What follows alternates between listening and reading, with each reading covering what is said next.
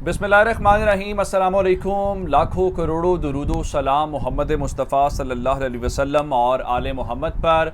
मैं हूँ उमर दराज गोंदल और आप मेरा फेसबुक और यूट्यूब चैनल देख रहे हैं। बड़ी ख़बर ये है कि जिस काम के लिए खान साहब की हुकूमत गिराई गई और जिस काम के लिए ये हुकूमत आई, यानी इख्तियारात जो हासिल करने की कोशिश की गई है, इनके साथ एक फिर ये समझे कि हाथ होने वाली बात है कि वो तमाम इख्तियारात इनसे भी ले लिए गए हैं। और इनसे इख्तियारात लेने के बाद वो इख्तियारात किसके पास हो सकते हैं? ज़ाहिर बात है जी, मुल्क के अंदर जो ताकतवर शख्सियत है और जो ताकतवर इदारा है वही ले सकते हैं। आपको अंदाज़ा है कि बार बार खुर्रम दस्तगीर हूँ, राना सनाउल्लाह हूँ या नून लीग के बाकी लोग हों, वो बार बार क्या बात कर रहे हैं? वो बार बार एक बात कर रहे हैं और वो बात यह है कि नवंबर की तयनाती, और नवंबर की जब तयनाती की बात आती है तो आर्मी चीफ का मामला आ जाता है और आर्मी चीफ की तयनाती की खबरें आ जाती हैं। अब मैंने आपको एक खबर दी थी जिसमें मोहम्मद मालिक साहब ने दावा किया था कि वो शख्सियत जो खान साहब को पसंद है, इम्कान ये है कि कहीं वही अपॉइंट हो के आर्मी चीफ के तौर पे ना आ जाए।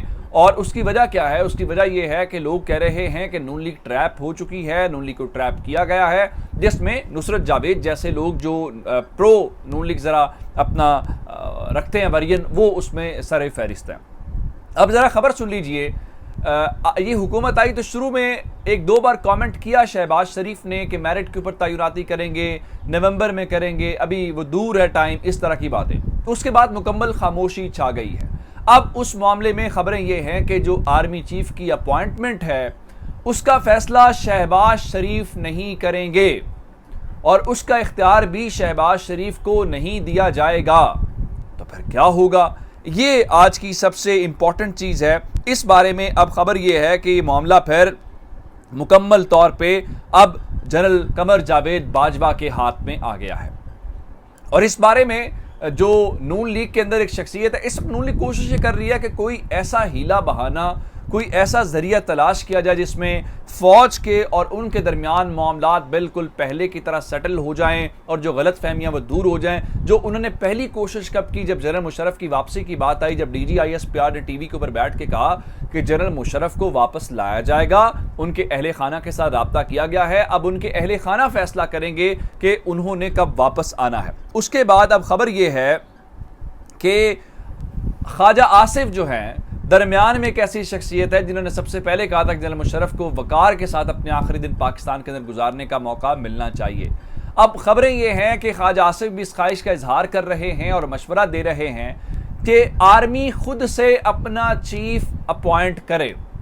अपॉइंट से मुराद ये है कि जनरल बाजवा रिकमेंड करें जिस शख्सियत को भी। अच्छा, इनपुट लिया जाता है, ऐसा नहीं है कि आप ये बताएं कि जो आर्मी चीफ अपॉइंट होता है तो वज़ीर आज़म सिर्फ नाम मंगवाते हैं, 3 नाम आते हैं, वो चाहें तो वो 5 नाम मंगवा सकते हैं। ऐसा नहीं कि वो एक के ऊपर टिक करते हैं और कहते हैं जी चलें इसको आर्मी चीफ लगा दें, ऐसा नहीं होता। आम तौर पे मुशावरत भी होती है और GHQ अपनी रिकमेंडेशन भी भेजता है। तो इस तरह से पहले भी ये प्रोसेस होता है। लेकिन चूंकि इस हुकूमत के हवाले से इतनी चीज़ें मुतनाज़ा हैं, कोई इसको तस्लीम करने को तैयार नहीं है। मैं तो आपको पहले बता चुका हूँ, कहीं ऐसा ना हो कि आर्मी चीफ की अपॉइंटमेंट करें और खान साहब इस मामले को भी जल्द से जुलूसों के अंदर ले जाएं।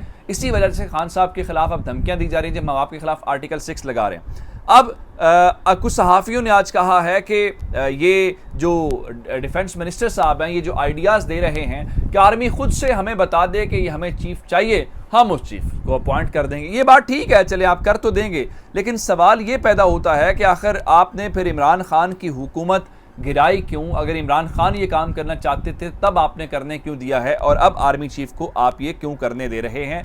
ये बड़ा इंपॉर्टेंट सवाल है। जारी बात है नून लीग के पास इसका कोई जवाब नहीं। नून लीग का सिर्फ इस वक्त एक ही मुद्दा और एक ही कोशिश है कि वो लेटना चाहते हैं। वो इस हुकूमत में आने के बाद लेट चुके हैं कि बस हमें किसी तरह हुकूमत करनी दी जाए, इख्तियारात चाहे कोई और इस्तेमाल करता रहे, हमें कम अज़ कम अपने केसेस से छुटकारा जो हासिल करना बहुत ज़रूरी है।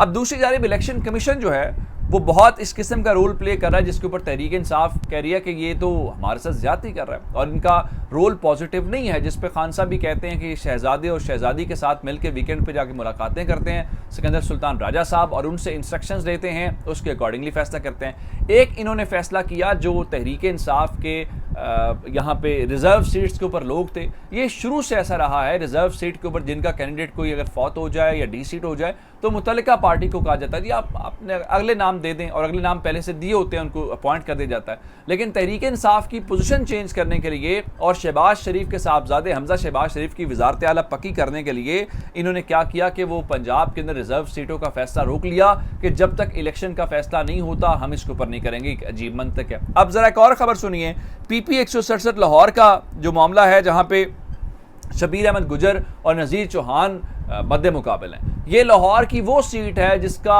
कभी इम्कान ये है कि नज़ीर चौहान ये सीट हार जाएगा और तहरीक इंसाफ के जो गुजर हैं वो ये सीट निकाल जाएंगे। लेकिन यहाँ एक तसादुम हुआ, लड़ाई झगड़ा हुआ। अब जब ये लगा कि ये हार जाएंगे तो तहरीक इंसाफ को तो सीट नहीं जीतने देनी। तहरीक इंसाफ के मुतालिक तो पहले ही कहा जा रहा है जी जो 20 सीटें हैं उसमें से 2 तहरीक इंसाफ को दी जाएंगी या 3 दे दी जाएंगी, और 17 या 18 सीटें जो है वो नून लीग को जितवानी हैं। इसलिए जितवानी है कि वजीर आला का मनसब जो है वो बरकरार रहे। अब खबर ज़रा सुन लीजिए कि इलेक्शन कमीशन ने फैसला ये किया है कि जी वो तसादुम वाला जो केस है जब तक उसका फैसला नहीं हो जाता तब तक पीपी 167 के नताइज का ऐलान नहीं किया जाता। अब ये आपका मसला है, आप आज फैसला कर लें, आपको किसी ने रोका है क्या? पहले जब इलेक्शन कमीशन के अंदर केसेस जाते हैं तो उस हल्के के केसेस की हद तक आप फैसले रोक लेते हैं, या ये सिर्फ और सिर्फ मेहरबानी तहरीक इंसाफ के ऊपर है और तहरीक इंसाफ वाले फिर शक व शुबहात का इजहार दुरुस्त कह रहे हैं। अब तहरीक इंसाफ खैबर पख्तूनख्वा के सदर परवेज़ खटक ने सूबाई इलेक्शन कमिश्नर को खत लिखा है और उनसे ये पूछा है कि शिकायत मिल रही हैं कि तहरीक इंसाफ के जो वोटर्स हैं, जो गालिबन इम्कान है कि वो तहरीक इंसाफ को वोट देंगे, उनके वोटर्स के वोट जो हैं एक हल्के से दूसरे हल्के के अंदर मुंतकिल किए जा रहे हैं। ज़ाहिरन ये तहरीक इंसाफ को नुकसान पहुंचाने की कोशिश है और वोटर्स की इजाज़त के बगैर किया जा रहा है। तो आप हमें इस बारे में तफसीलात बताएं कि अब तक कितने वोटर्स हैं जिनके वोट मुंतकिल हुए हैं और कहाँ पे हुए हैं और तफसीलात। अब आपको यहाँ से अंदाज़ा हो जाएगा कि तहरीक इंसाफ के साथ ये किस किस्म का काम करने जा रहे हैं। अब ज़रा एक और ख़बर सुन लीजिए कि कौमी असासों को लूटने का जो प्रोसेस है वो किस तरह से इन्होंने शुरू कर दिया। तोशा खाना के ऊपर बहुत शोर मचाया गया जी, खान साहब ने वहाँ से घड़ियाँ निकाल ली हैं, खान साहब ने वहाँ से बंदूक निकाल ली है और इस किस्म की चीज़ें। अब खान साहब ने उसके ऊपर एक पॉलिसी बनाई थी, मिसाल के तौर पे अगर आप पहले कोई चीज़ 100 रुपये की थी तो अगर वो 25 रुपये में लोग खरीदते थे तो खान साहब कहते नहीं आप इसको 50 रुपये करें ताकि गवर्नमेंट को और ज़्यादा इनकम हो।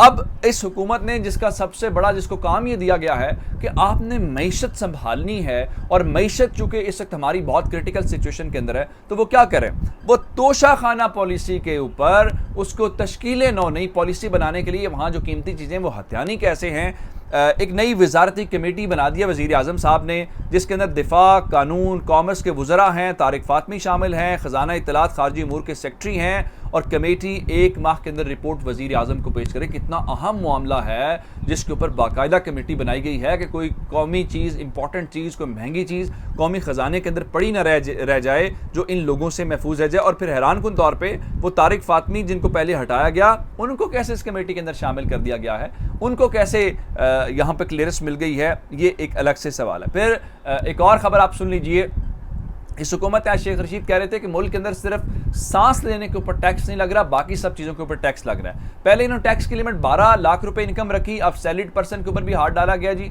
उस लिमिट को 12 लाख से नीचे 6 लाख के ऊपर आ गए हैं। अगर आप 6 लाख यानी महीने में 50,000 कमाते हैं तो भी आपको टैक्स देना पड़ेगा। और इसके अलावा मिफ्ता इस्माइल ने कहा जी अगला कदम रियल एस्टेट बिल्डर्स और हाउसिंग सोसाइटी डेवलपर्स हैं उनके ऊपर भी टैक्स लगने जा रहा है।